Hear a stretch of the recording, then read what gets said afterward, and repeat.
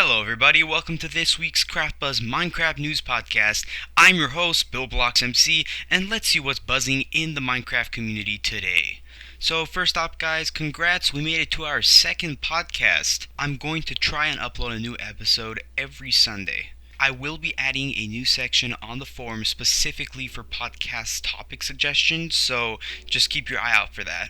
So now let's have a look at the news. So in the last podcast, I completely forgot to mention Minecraft Story Mode. So I'm not going to go into all the details regarding that, but episode 7 is expected to be released sometime this week. If any of you play the game, feel free to purchase episodes individually for $5 or get the Adventure Pass for $15, which gives you episodes 6, 7, and 8. For those of you who don't have the game, feel free to get it on your computer, console, or mobile device. I believe it's around $25 for computers and consoles and around $5 for mobile devices. And honestly, it's a pretty nice game. I'd suggest you get it if you don't already have it. Now on to our next topic. So as most of you probably remember, Mojang released their end user license agreement for all Minecraft players back in 2014. While most users weren't affected by this change, this EULA agreement hit server owners pretty hard.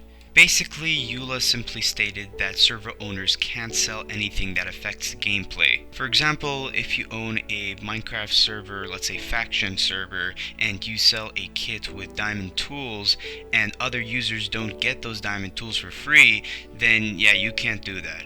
I mean, if it's mandatory for everyone to buy the kit, then that's different, but it's beyond the point. Many small servers have been ignoring EULA for a while. Well, Mojang decided they had finally had enough. From here on out, Mojang is cracking down on servers not complying with EULA. Servers that do not comply risk being blacklisted from Mojang's authentication servers, meaning that they pretty much shut you out and they don't allow players to join your server anymore. I'm not going to get into the whole controversy of is EULA correct or anything. It's Mojang's game and Mojang has the final decision, so yeah.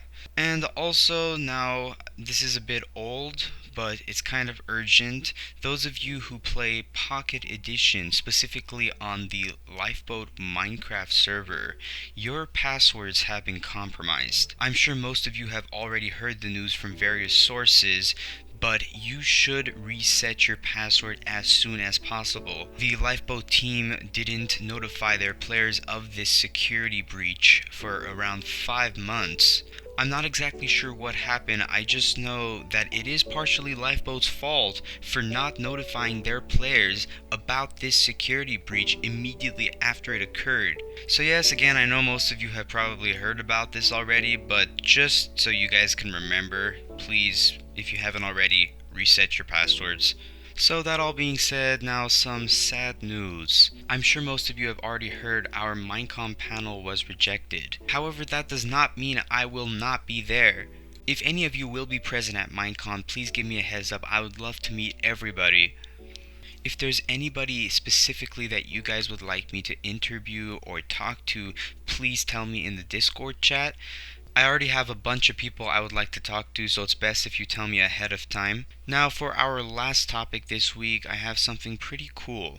Most of you have probably heard about the Microsoft Hololens, one of the first augmented reality headsets. Well, there have been some really cool demonstrations of Minecraft being used on these headsets. There were demonstrations of the game being played on the HoloLens during the Electronic Expo. If any of you are interested in seeing what it looks like to have a Minecraft world pop up out of a table, you can find it on YouTube. And that's all for this week's podcast. Thanks for listening.